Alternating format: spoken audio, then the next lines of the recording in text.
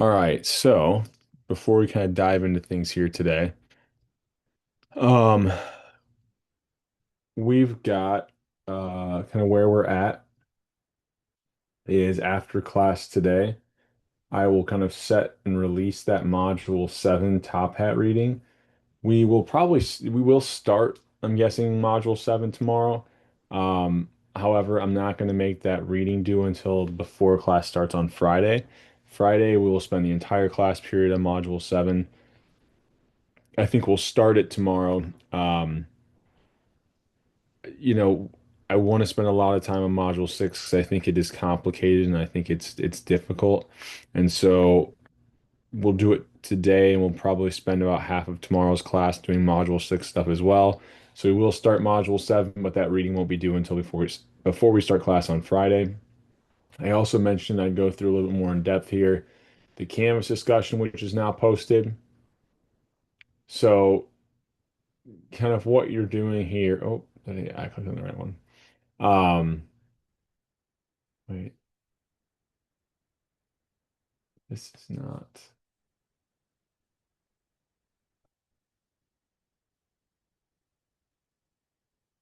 This is the first Canvas discussion. Hold on.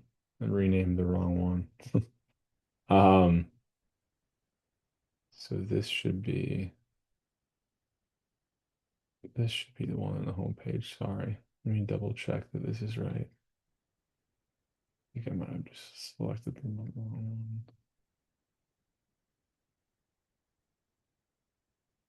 No, this is linking us to the old one. So I'll make sure I've got that changed correctly because it should be kind of should be right here. Oh, maybe I was clicking the wrong one. Sorry about this.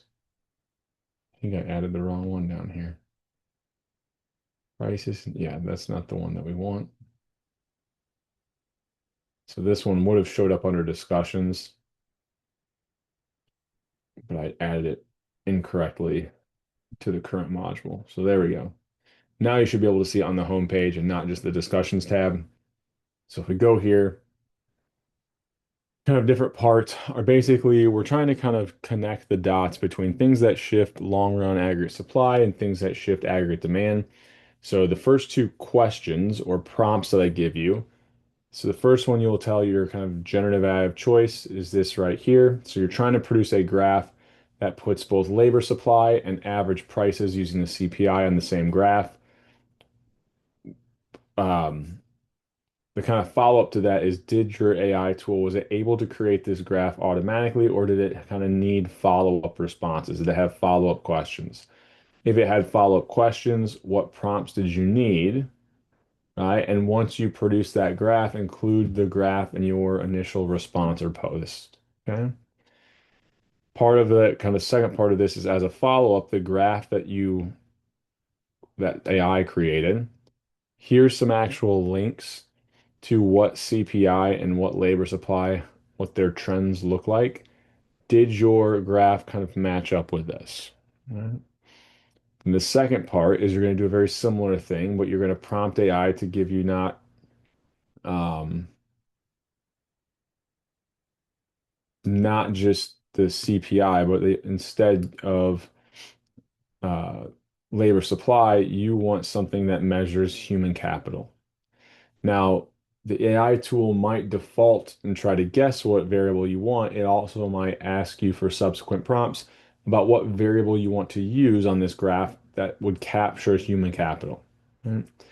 What did you end up, or what did AI end up selecting or suggesting for this measure of human capital?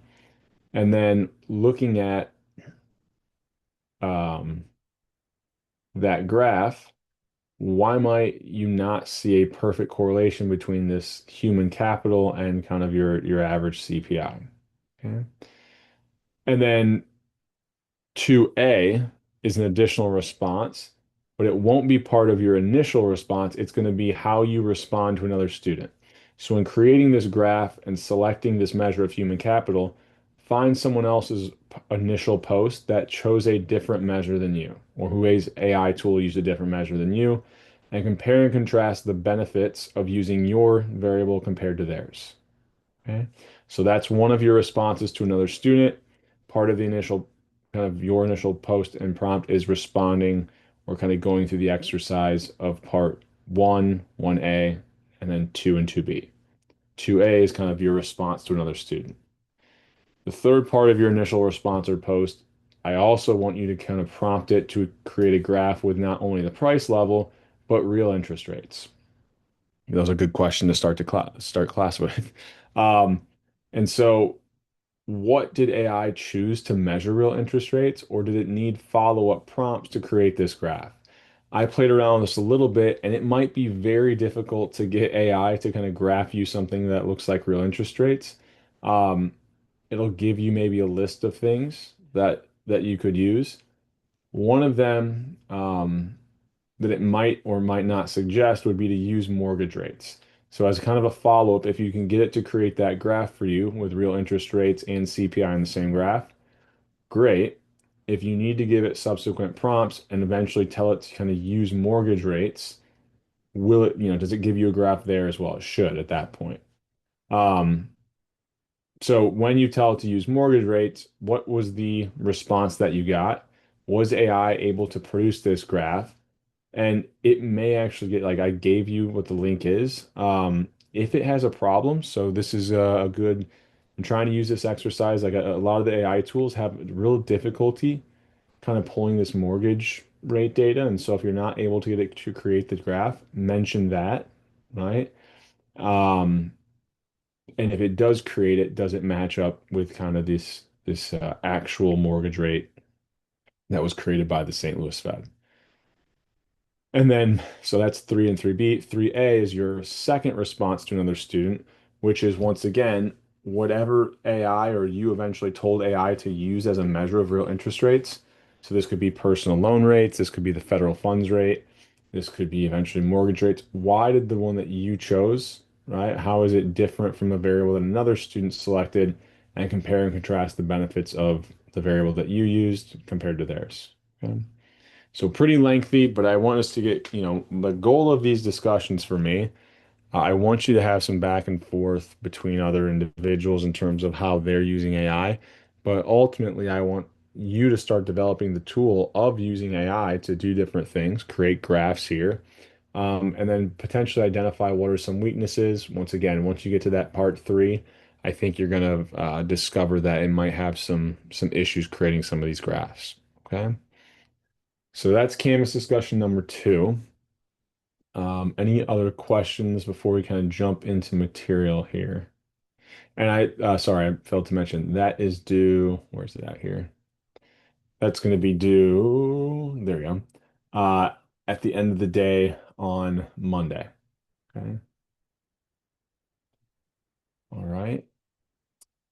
Also, after class today, I will post in fact, they might already be up there. I just haven't posted them on the homepage. The set of practice problems for quiz three. I won't post quiz three until after tomorrow because we haven't completed all of module six material.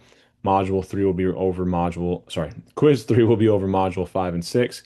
So after tomorrow's class, and I'll mention it during tomorrow's class, I'll post that third quiz, which will also be due at the end of the day on Monday. Okay. But I'll get those practice problems up today so you can start kind of working through them. All right.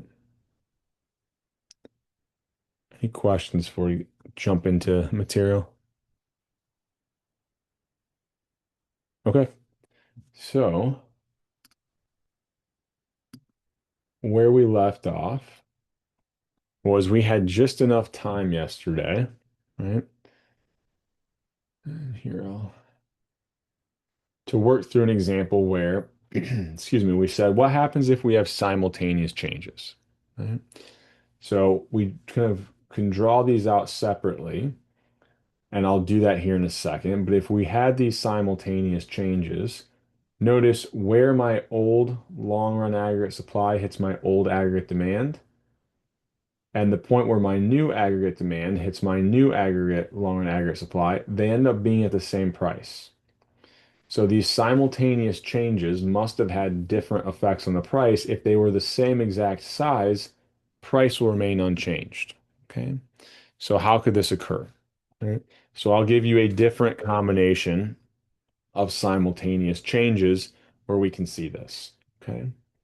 So let's start out with an example where let's assume that human capital rates are decreasing. Okay. Well, at the same time, so I want, uh, yeah, so human capital rates are decreasing. Well, at the same time, let's have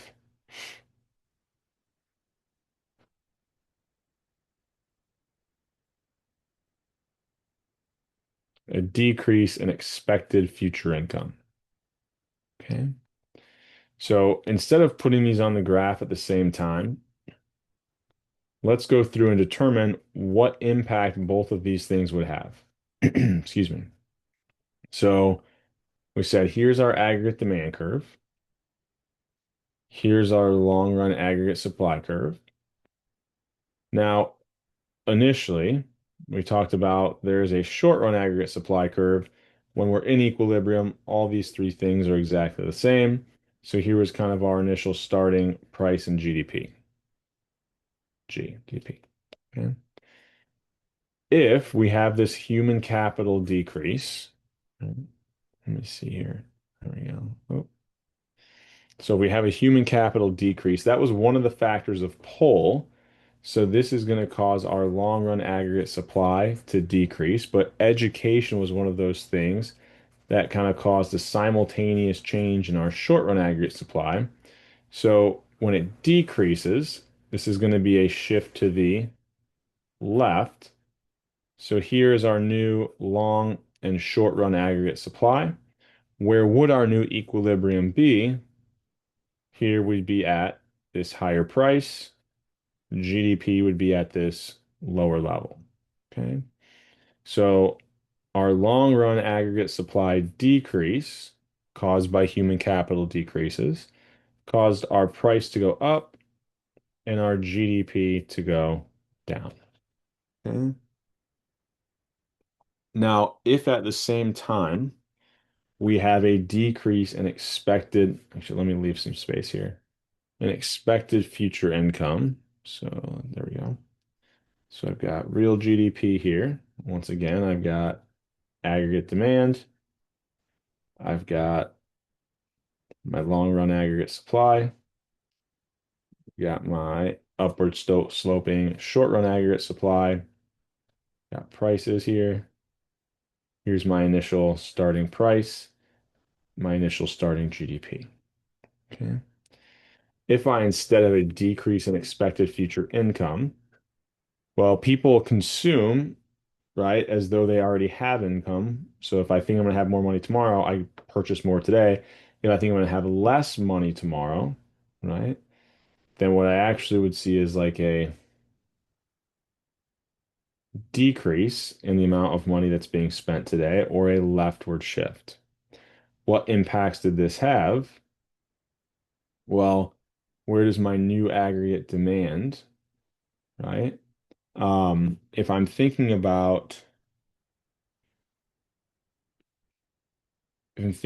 short run prices, right, then in the short run, it's going to decrease the price.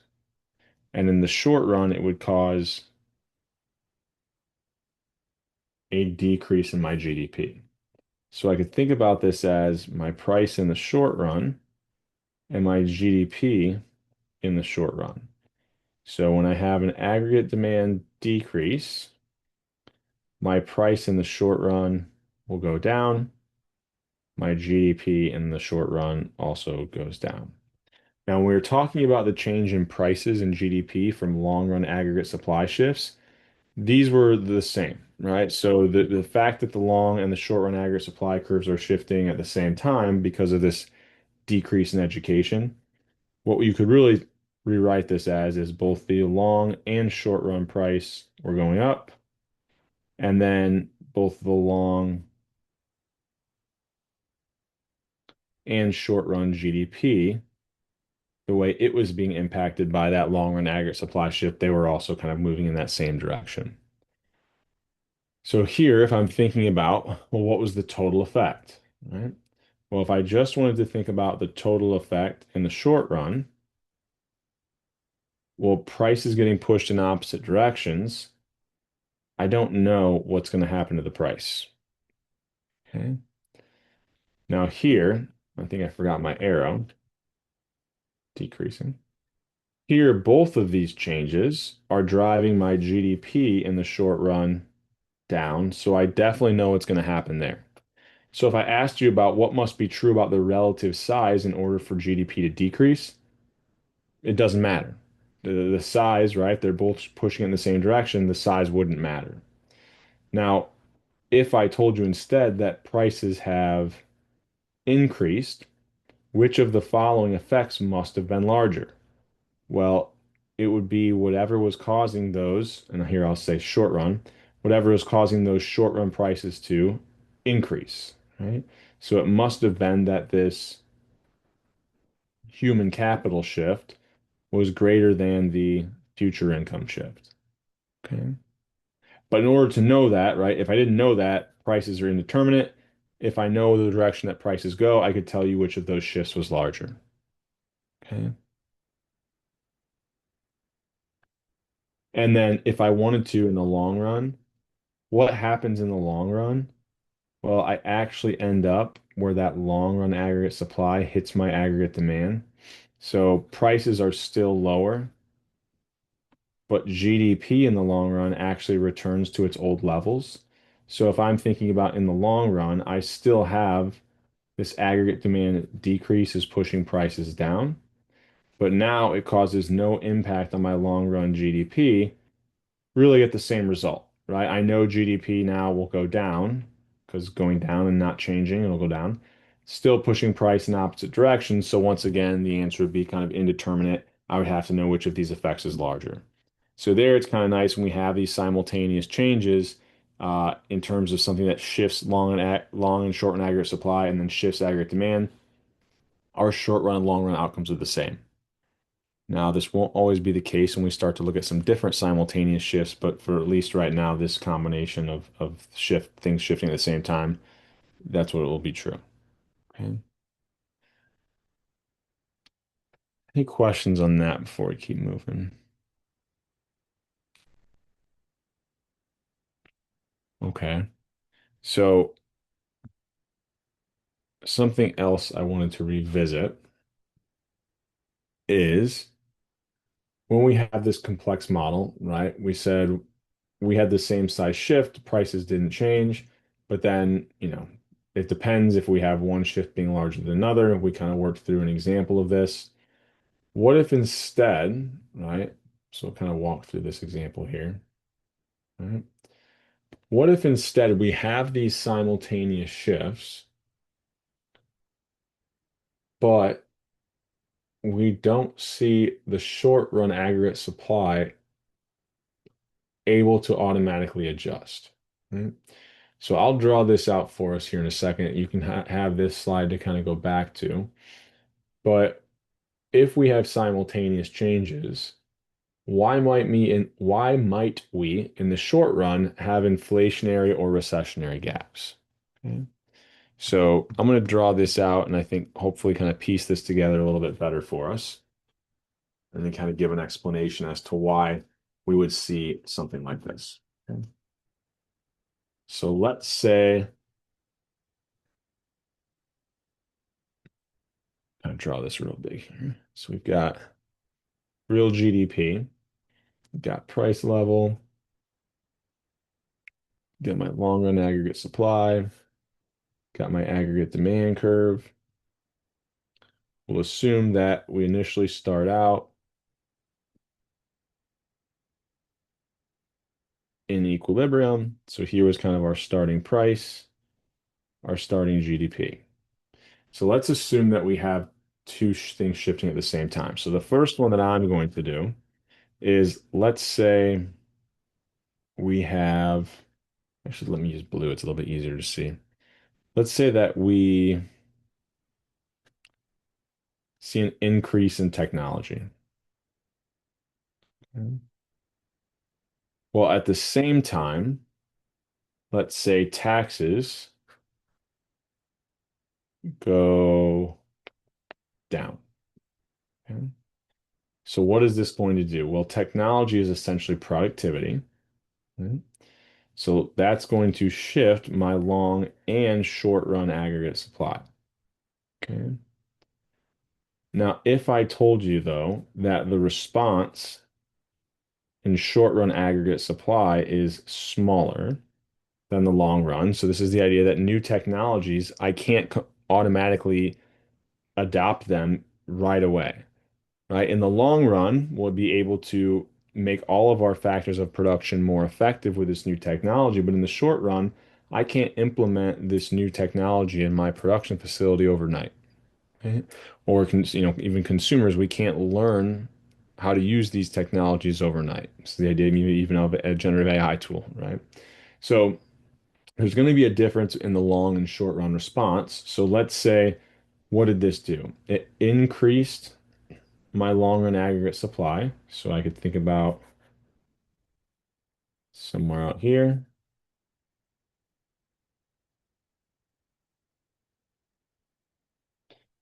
but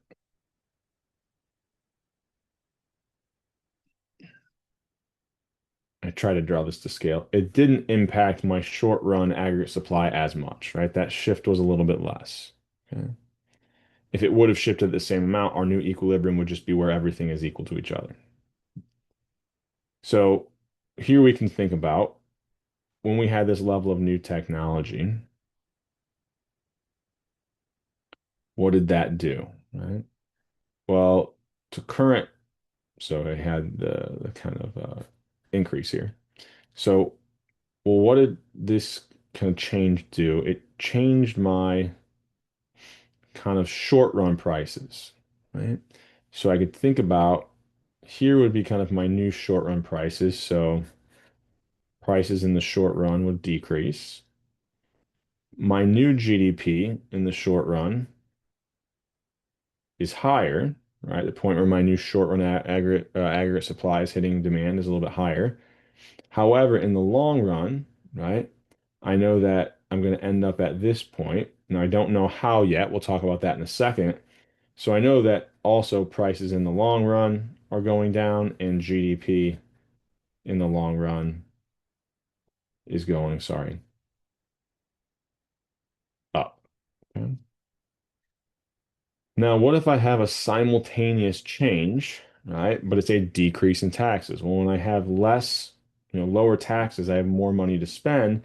That's going to cause us to see an aggregate demand increase. Okay. Now, if I ignore the other shift, what did that aggregate demand change do? It raised my prices and it raised kind of real GDP. Okay. So, where is my new equilibrium? Well, it's a little bit tricky. Now, I also say I should clarify, it increased short run real GDP. So when I had this decrease in taxes, that was causing aggregate demand to increase, which caused my prices in the short run to increase and my GDP in the short run to also increase. Now, in this example, the way I drew these shifts, you'll notice in the short run, this combination of two things is having very different effects on the price. Right? So I'm going to draw an example here where it must have been, let me see where I want here, that the shift in long run aggregate supply was much greater than the shift in aggregate demand. So what would have to happen there is if that's the fact of this change in long run aggregate supply, it should be that the overall equilibrium price is even lower than what it currently is in the short run. So when you think about where would the short run price be, it's where my new aggregate demand hits my new short run aggregate supply. So it didn't change by much, but notice, right? Here's my kind of new short run price. Okay. Here. Um, Make sure I've got this where I want it. So I've got my short run price. Okay, yep. So here's my kind of short run price, right? Here would be my short run level of GDP. But we know that in the long run, the new aggregate demand hits my new long run aggregate supply out here. So I know that eventually my GDP, my maximum potential level of GDP, is going to be higher. Okay. So if that's the case, right, we now have this situation where the short run GDP is less than the long run GDP. So one way we could think about what that gap is, right? We could call this a recessionary gap, right? The current level of GDP is lower than what it will end up being. Now, we also said we could think about because the current short run prices are greater than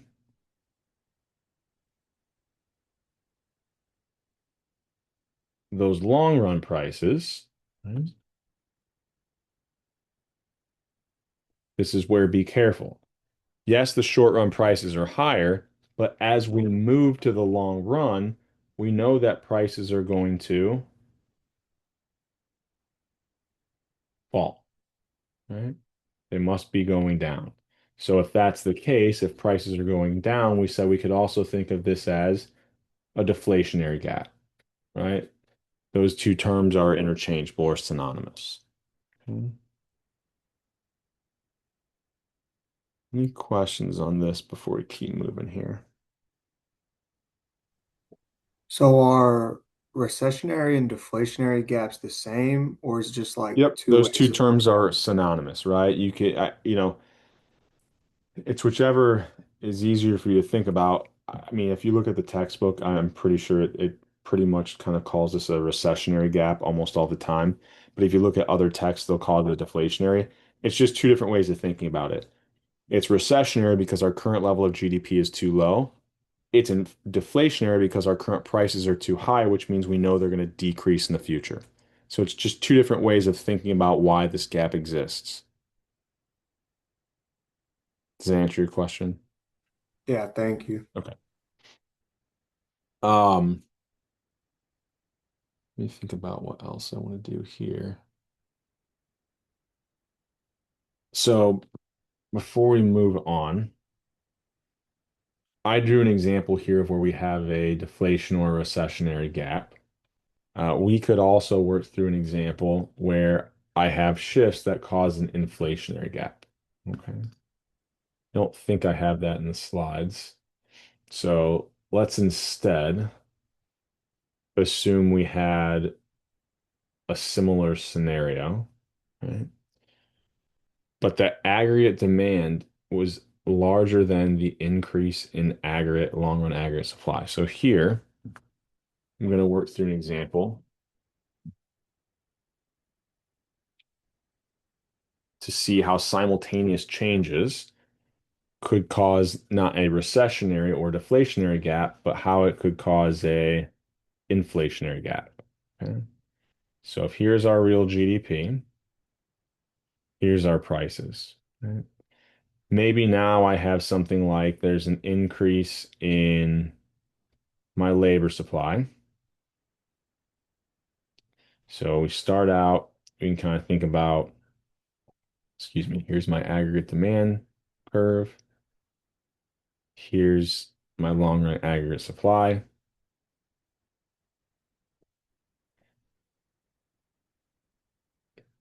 Here's my starting or initial short run aggregate supply. Here's my starting price. Here's my starting GDP. When labor supply increases, right, so what's going to happen? I can get this to be straight, sorry. So let's say that there's a shift, right? And here I'm going to assume that they both shift the same amount. Okay. Um, so let's say I've got, and I'm just not drawing it as tall just for the sake of space here. So let's say here's my long run aggregate supply and my new short run aggregate supply. Okay. Well, that effect on its own is going to push prices to be lower, but the real GDP to go up. So here, I know that the long run aggregate supply, that is the only thing that dictates where my long run GDP is. Right? We said last class, changes in aggregate demand will not impact the potential or maximum level of GDP. It's only those factors of pull that will. So I know that this will be my new long run GDP. Now, I know that the effect that this labor supply increase has on prices is that it is pushing prices down, right? And with um, aggregate supply shifts, right? Because I've got long run, short run aggregate supply simultaneously shifting, I can think about that's going to cause both my short run and my long run prices to both decrease. And then ultimately, it's going to cause both my short and long run kind of GDP to, oops, increase as well. Okay. Those are all the same thing. So you think about here, this we know will be our eventual price in the long run if aggregate demand didn't shift. Okay. However, aggregate demand is shifting. Okay. So we're going to get rid of this for a second because to know where that long run average, sorry, to know where that long run price is going to be, we have to also add in, and what do I want here? So I wanted the aggregate demand increase. So let's say that, let's do one here where imports decrease. So this one's a little bit tricky because remember, how did we calculate real GDP? It was C plus I plus G plus X minus M. So if imports go down, domestic kind of consumption is increasing. So this would actually cause my aggregate demand to increase. I'm going to draw one out where the aggregate demand increase is larger than that aggregate supply increase. So I'm going to draw it like really extreme here. Okay. So in the short run, where is my level of GDP if these things happen simultaneously? Well, in the short run, my new aggregate demand hits my new short run aggregate supply out here. So my short run GDP is going to go up. So GDP in the short run increases, right?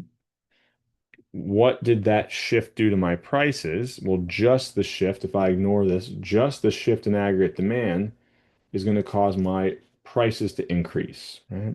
So it's going to cause both my short run prices and then my eventual, the impact it has on my long run prices is it's going to push them up. Now, what impact does my aggregate demand shift have on long run GDP? In the long run, any changes in aggregate demand. So notice if this was my long run aggregate supply, changes in demand don't change the level of GDP. If this is my long run aggregate supply, changes in aggregate demand don't change my potential or long run GDP. So the impacts that these aggregate demand shifts have on long run GDP is it has no impact, right? So there are short run impacts, but there's no long run impact. Okay. So in this situation, I've got my GDP in the short run is actually greater than my GDP in the long run.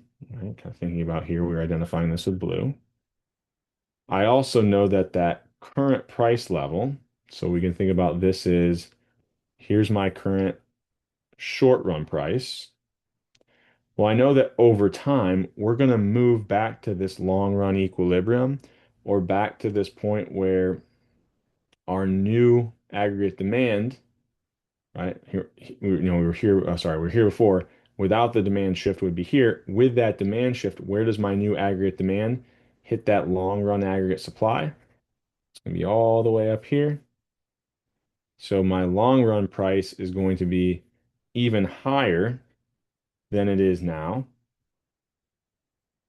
which means that over time, I'm going to see inflation, or my GDP is too high, economic conditions are good. Instead of a deflation or recessionary gap, we would call this an inflationary gap, right? We expect prices to go up in the future. Therefore, we kind of can think about this as an inflationary gap. Okay. Any questions on that before we keep moving? So we had simultaneous changes can cause inflation or deflationary gaps. No matter which of those occur, how do we move to that long run equilibrium point? Right. So let me share my screen with you here. So we kind of drew these out. Here's a shorthand summary of kind of all these simultaneous shifts, right? Oh, I went too far. It's on the wrong page here. There we go. What did I want here? So we just worked through a bunch of kind of simultaneous shifts. Now, what we haven't talked about yet is the short run responses to inflationary and deflationary gaps. So I've got a slide here. I'll kind of work through it and then kind of show you the reverse. Right? So these are our kind of simultaneous changes. Um, Now, what we could also see, and I think we worked through examples of this last class, is just shifts in my short run aggregate supply. So we said, where do these primarily come from? Well, if I see an increase or decrease in my input prices, and this could be an increase or decrease in wages. We also said that this short run aggregate supply could change because of expectations in inflation, right? I've expected inflation is higher, right? Real interest rates are going to be lower, in which case we would see fewer investments by companies or firms. There would be less supply than there was prior. So with this idea in mind, we're going to think about where are we at here? I want to be here. If we have an inflationary or deflationary gap, how are things going to adjust? So I'll go through this slide, but then I'm going to draw things out for us. So let's say I have an aggregate demand increase, right? That's the only thing that's changing. Well, initially, where is my new short run equilibrium? It's where the new aggregate demand hits my aggregate supply curve. So here's my kind of short run price. Now I know that in the long run, eventually, somehow, I'm going to get to this point where the new aggregate demand hits my long run aggregate supply. Oh, I hit my button on accident. There we go. Where my aggregate demand hits my long run aggregate supply. So we know that eventually we're going to get to this point. So right now, my prices are too low and my real GDP in the short run is too high. That must mean I have an inflationary gap. So if there's an inflationary gap, expected prices are higher, or I expect inflation. If my expected inflation increases, that decreases real interest rates. We said that would also subsequently um, increase real wages. Well, if I'm spending more on my labor, I'm also making fewer investments. My current short run aggregate supply, thinking about this is kind of coming from firms, right? Or the production process, that's actually going to decrease my short run aggregate supply. So because of this expected inflation, we're going to see that prices are expected to increase. So we're expecting, excuse me, that as prices increase, that's going to kind of lower our real wages, right? Sorry, so if prices increase, yeah, so inflation would cause, right, a decrease in real wages. Subsequently, that's going to decrease employment. If we see a decrease in employment, that means we have fewer workers, so lower output levels. Also, we kind of talked about with this higher expected inflation, we're going to see a decrease in investments. And so ultimately, short run aggregate supply is going to decrease until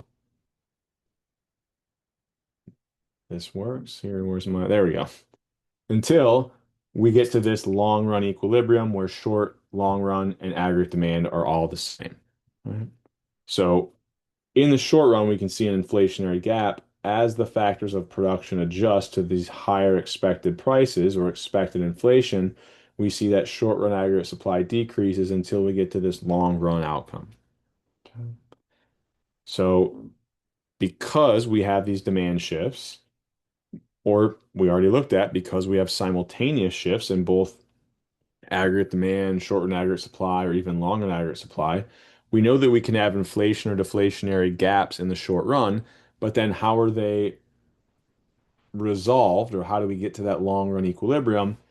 Through the factors of producting, adjusting to those expectations of prices and inflation, shifting that short run aggregate supply curve until we eventually arrive at that long run equilibrium. Mhm.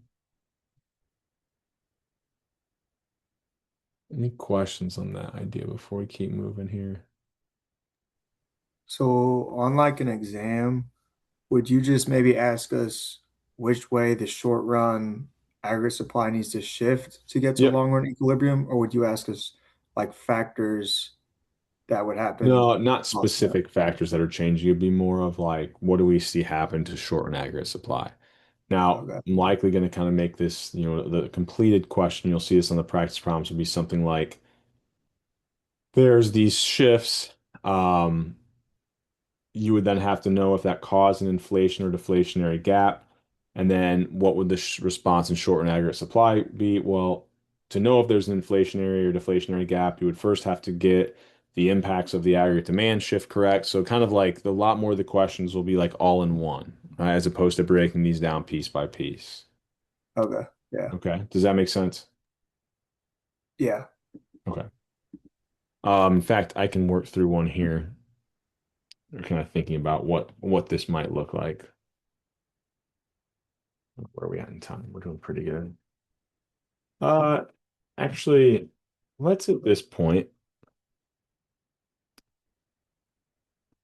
I like that question. So sometimes I, want this class to flow based off of the question I'm getting. So let's see. This is our section. So let's go to the daily quiz for today.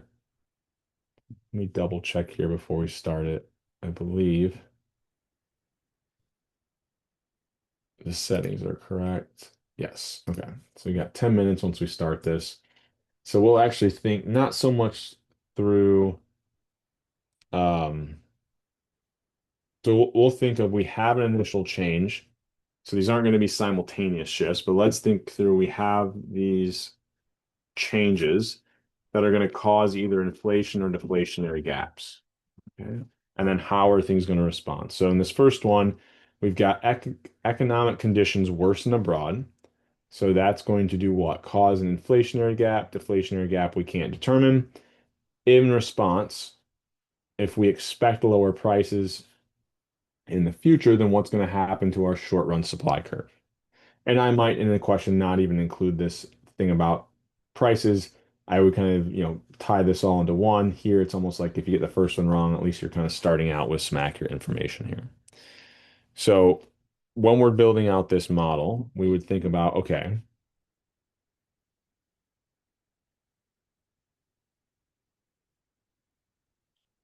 I'm starting out. Here's my aggregate demand curve. Here's my long run aggregate supply curve. Here's my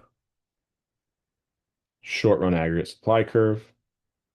Here's our initial kind of starting price and our initial starting GDP. So if conditions worsen abroad, what do we have happen? Right. Well, if economic conditions worsen abroad, we're going to see that exports decrease, which is going to drive down expenditures or drive our aggregate demand down. So we now have a lower aggregate demand. Okay. So what are the impacts of that going to be? Well, our new kind of short run equilibrium is where our new aggregate demand hits our short run aggregate supply. So this is like our short run price. And then this will be our short run GDP. Okay. Now, in the long run, we know that our long run aggregate supply hasn't been changed at all. Right? So in the long run, where is our equilibrium? It's where our new aggregate demand hits our long run aggregate supply, So our prices in the long run will be here, but notice in the long run, our GDP won't change. Remember, shifts in our aggregate demand will not change our long run GDP at all. Right? The only thing that changes long run GDP are shifts in our long run aggregate supply. Now, shifts in demand can cause changes in short run GDP, but not long run. Okay. So we now have this scenario where my GDP in the long run, right, is going to be greater than that GDP in the short run. Also, I can see that, okay, my price in the long run is actually going to be even lower than my price currently in the short run. Right? So this is where, what do we expect to have happen? Well, first of all, I expect prices to be lower in the future. So we said we could think of this as a deflationary gap. Prices should be going down. If real GDP is too low, the other term that we said we can call this is a recessionary gap. Right? So there we know that we're going to have a what? A recessionary or deflationary gap. And then in response to that, what's going to happen? Well, in response to this, how do we see this economy move from the short to the long run? Well, if we expect prices to be lower in the future, right, then we would see, so if we expect prices to be lower in the future, companies are going to make more investments today, right? Lower expected inflation increases real interest rates, increasing the investment that firms are making. So we're going to see that short run aggregate supply in response to this deflationary gap is going to increase, right? Which then eventually pushes us to this long run equilibrium. Let me see here if I, does that make it show up green any better? Sorry, this was supposed to kind of look like, see, like it's looking black. It was supposed to be a different color to kind of help. Okay. Any questions on that? So that's the kind of question you would see. Okay. So we've got about another 5 minutes here. I'll try to work through the second question. If we start to run out of time, I'll give you the answers, but I think we'll have enough time to kind of get through it. Also, if you submit it here, we'll get I think through this. Okay. So let's instead assume that we're still looking at this model, right? Where we've got aggregate demand, got our long run aggregate supply, and our initial short run aggregate supply. Okay.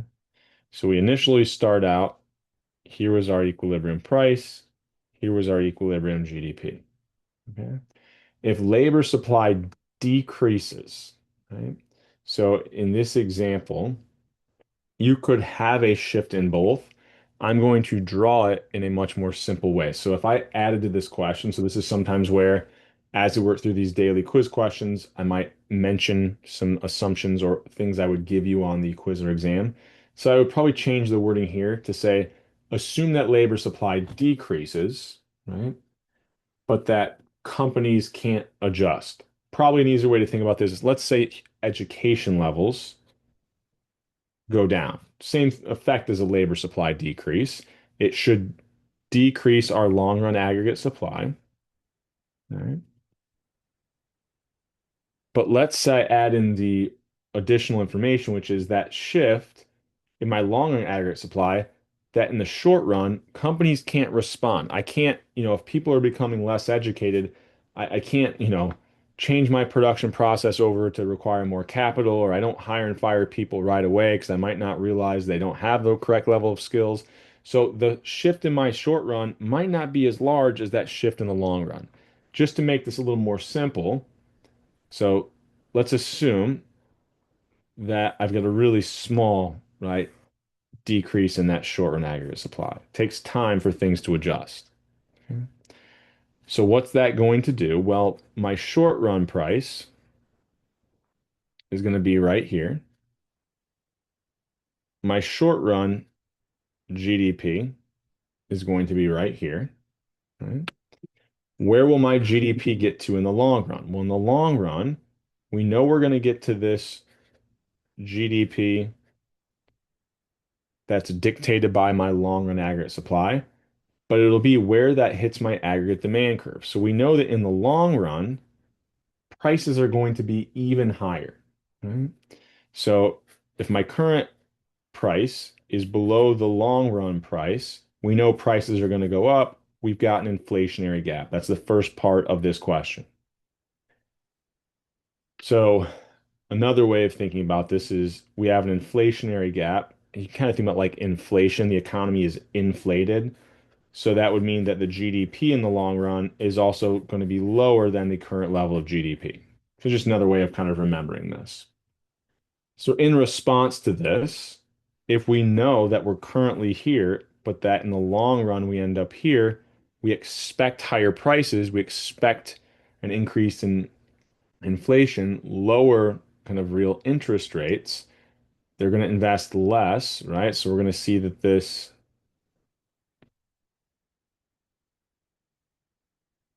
um, short run aggregate supply continues to shift until we get to that long run outcome where we're now kind of at this long run price and GDP. So in that second question, it should be that we expect the short run aggregate supply to decrease. First one we had, if I can get it back here. First question we saw short run aggregate supply was increasing. Okay. Now this is where don't get tripped up. That's the answers, right? We should have for that second one, inflationary, and then the response was to decrease short run aggregate supply. Now, I want to mention something here. We have to be really careful, and I tried to really hammer this idea in the previous modules, but it's tricky. Here I'm saying what is the response is that short run aggregate supply, if we're using words, it's going to decrease. But what does a decrease look like visually? It's a shift to the left. Now we're talking about supply, it looks like it's going up, right? The way we're drawing this, it looks like the curve is going up, and you might confuse that with increases. But when it's shifting up and to the left, that's actually representing a decrease. We kind of walked through yesterday exactly how we can think about this. But another way I always kind of tell people to think about this as if my curve is shifting towards zero, it's decreasing. If it's shifting away from zero, it's increasing. Okay. So that's maybe a little bit of a hint or kind of, I guess not hint, trick to kind of remembering this. Okay. Any questions on that before we keep moving here?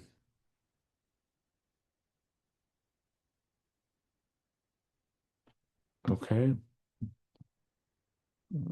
So we've got now our kind of response to this. Oh, I need to move this thing so I can pull the slides for us again. There we go.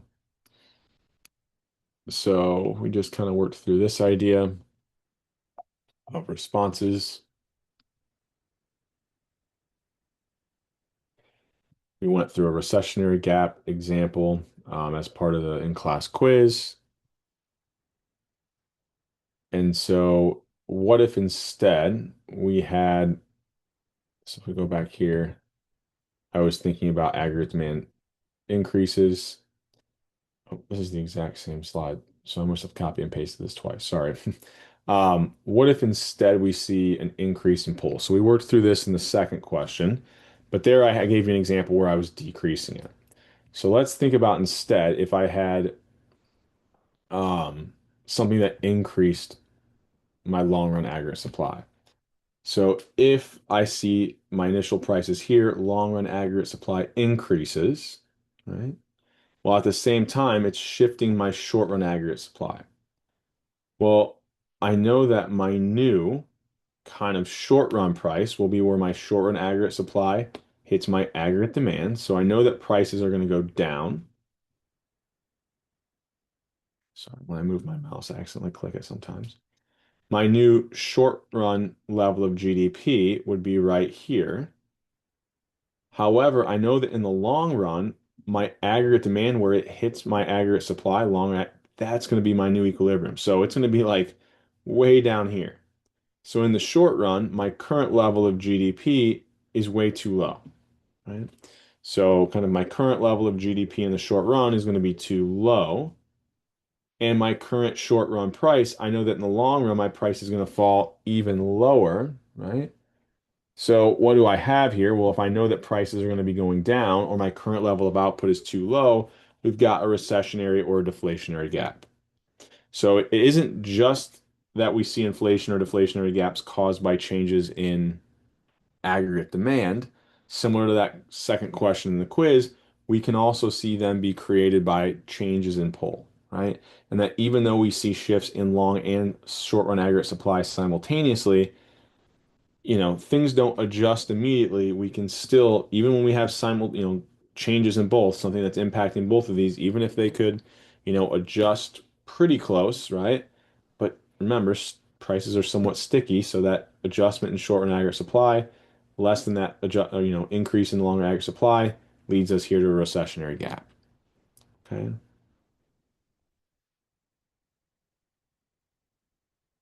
Any questions on that idea? So kind of the exact opposite of the quiz question that we had.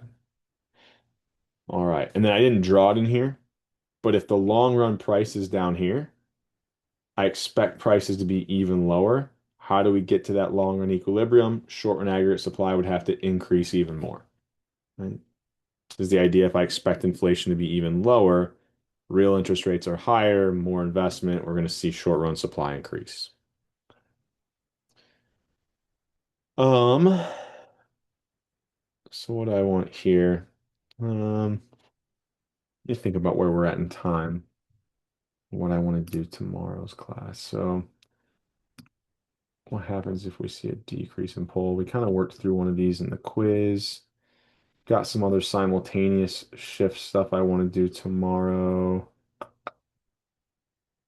going to kind of compare this to what we see in the real world. All right, let me think about what would be useful today.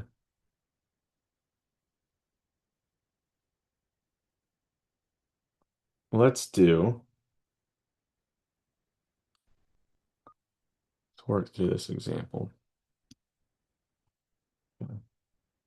So this would be a pretty complete example in terms of you could answer a bunch of different quiz questions just using this. Okay. So let's assume that we start out.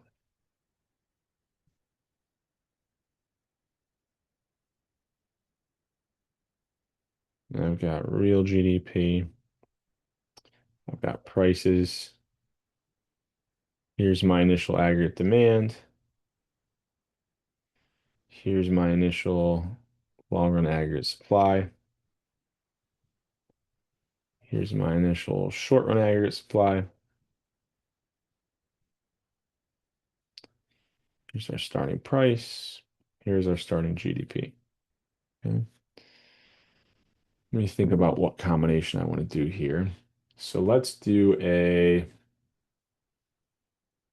hmm. So I want to do,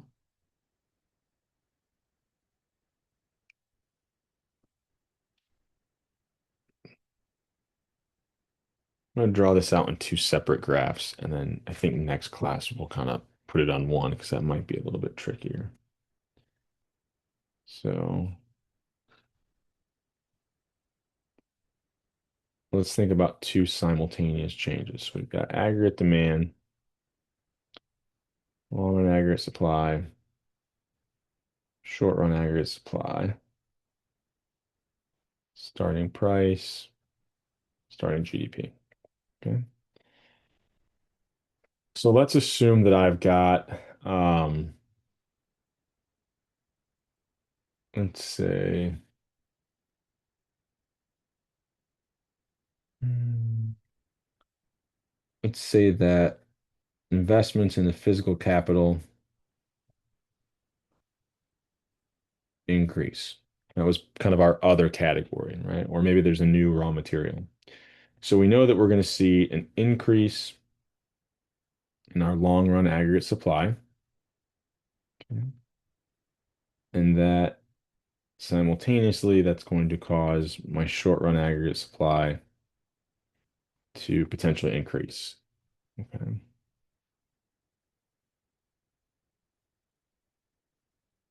So what impacts is that going to have?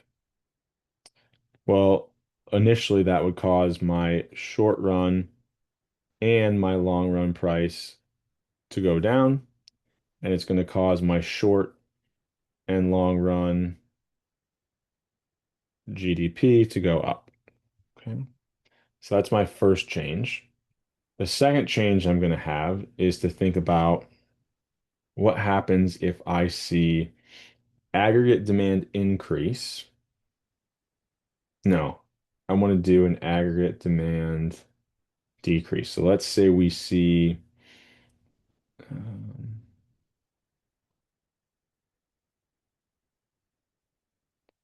exchange rates get worse. Okay. So that's going to cause a decrease in my aggregate demand. Okay. So if I see this decrease in aggregate demand, what is that going to do?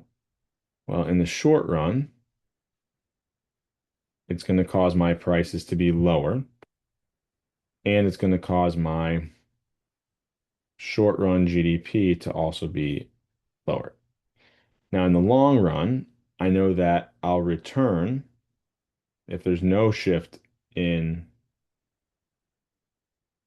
long run aggregate supply, just the change in aggregate demand would have no impact on my long run GDP. Okay. So in this scenario, I know that in the short run, right, the change that's occurring in my short run and long run price, it's decreasing. Mhm. So let's assume that we've got this shift in aggregate demand. Let's assume that it doesn't really matter what we assume. Let's assume for the sake of this example that it is larger than the shift that we saw in supply. Okay. So what's that going to do? Well, they're both decreasing my short run price, right? However, if I look at this model, remember, where will my long run price be if I only had a shift in aggregate demand? It's going to push the price lower, but have no change in my real GDP. So what you can think about is if I have these two changes going on simultaneously, I know that this is pushing price down, this is pushing price down as well, but that aggregate demand decrease isn't going to cause my short run prices to fall as much by the long run. So in the short run, I know my short run prices will be artificially too high, right? And I know that it's going to push my GDP down in the short run, even though my long run GDP would return to higher levels. So I know my short run GDP is going to be less than that long run GDP. Essentially, if we have these simultaneous shifts, when we're thinking about if the shift happens and it impacts both long run aggregate supply and short run aggregate supply, the changes to my short and long run will be exactly the same. This isn't going to cause any inflationary or any deflationary gap. Now, I'll work through one, I think probably not today, but we'll see, maybe at the end, but next class for sure. What happens if these aren't the same, right? What happens if that shift in my long run aggregate and short run aggregate supply aren't quite the exact same? But for right now, we're just thinking about a factor that impacts both equally. Well, then it is that aggregate demand shift that really impacts whether or not we have an inflation or deflationary gap. Because this change is not causing any inflationary or deflationary gap. This one is causing prices to be too high, output currently to be too low, right? So if prices were too high, we said we expect them to fall in the future, or we have this recessionary or deflationary gap. Now, what would the response be to that? If I just want to keep adding to this question, well, we know if we have a recession or a deflationary gap, we know that we need to see prices go down. How do we see that? We would have to have this increase in our aggregate supply curve, right? Pushing us down to this new equilibrium point.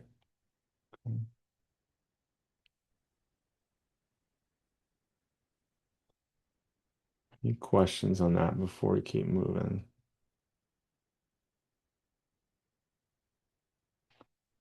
All right, so I do want to work through one more, and then we'll kind of call it today.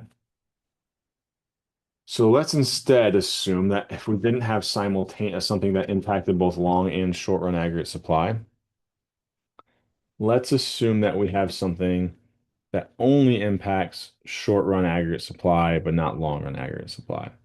So we'll go back to my example that I gave earlier. So we got price, we got GDP, or not my example, something I said earlier, sorry. Let's do,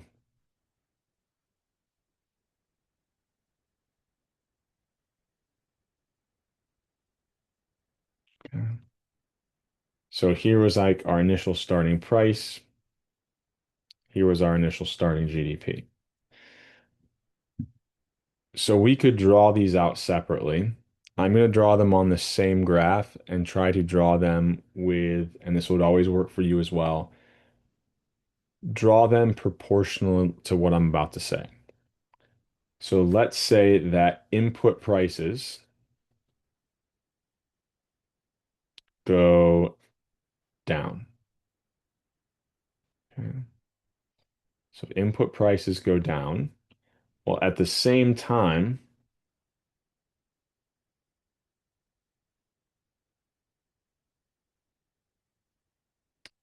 oh, what do I want? So I want lower, I want this to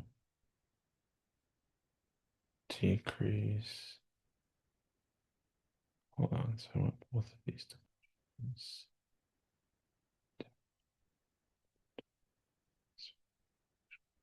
Okay, so let's say I've got real interest rates go down such that there's an increased level of borrowing.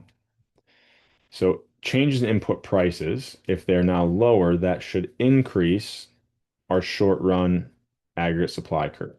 Okay. So kind of do this here in blue. And let's say for right now, I told you that that change from input prices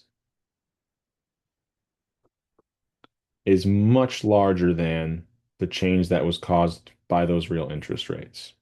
So I'm going to draw this as though we have short and aggregate supplies increasing. Remember, increases are shifts to the right.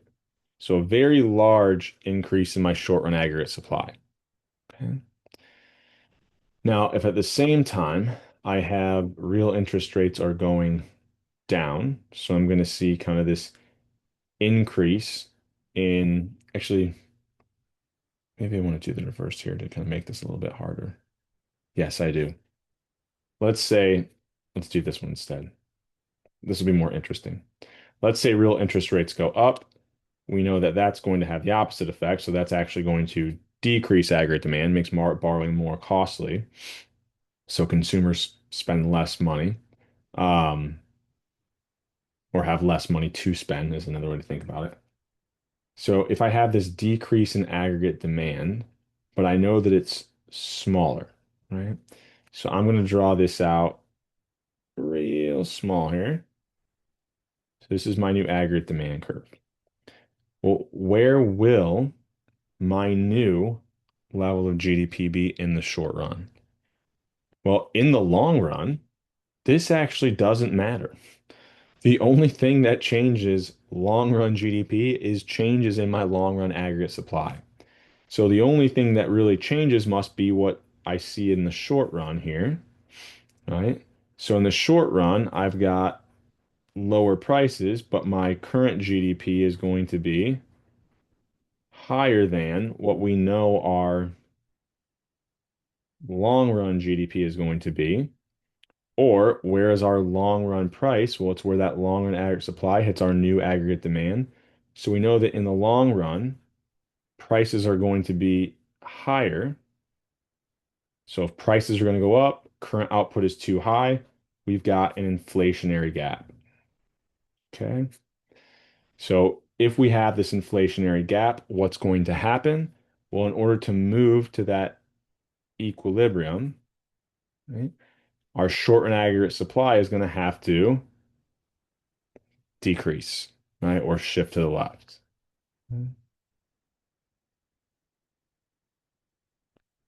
Any questions on that before we keep moving?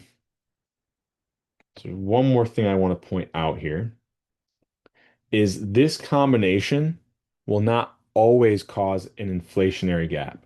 Let's say instead I reverse this so that that real interest rate change was larger. Just to be very exaggeratory, right? Let's say it was all the way down here.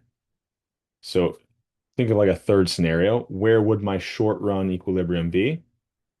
Down here, now my real GDP in the short run is too low. And now I have a, excuse me, deflationary gap.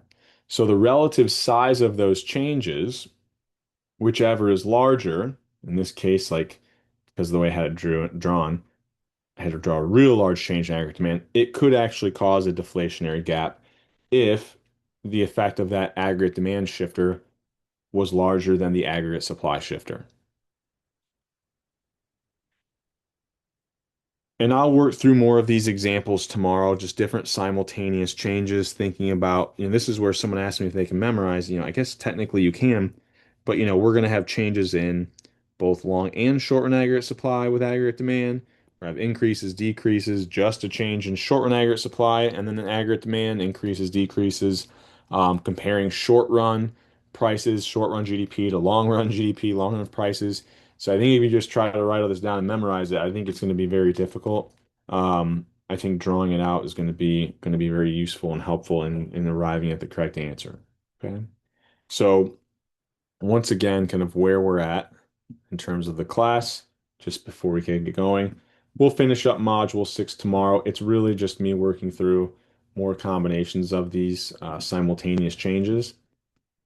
I would start on that Canvas discussion just to kind of get that done out of the way. That'll be due at the end of the day on Monday. So where's that at? There it is. And then that module 7 reading, I'll publish it right now. That's due before we start class, not tomorrow, but on Friday. Okay. And that should cover it. In fact, all the module 7 materials will now be up there. We'll kind of use them. So I said we'll finish up module 6 tomorrow. We'll start on module 7, but we'll really, the whole class period on Friday will just be module 7. Okay, so I'm going to stop the recording here. For those of you who are here, if you have any questions, I'll kind of leave it open for a little bit.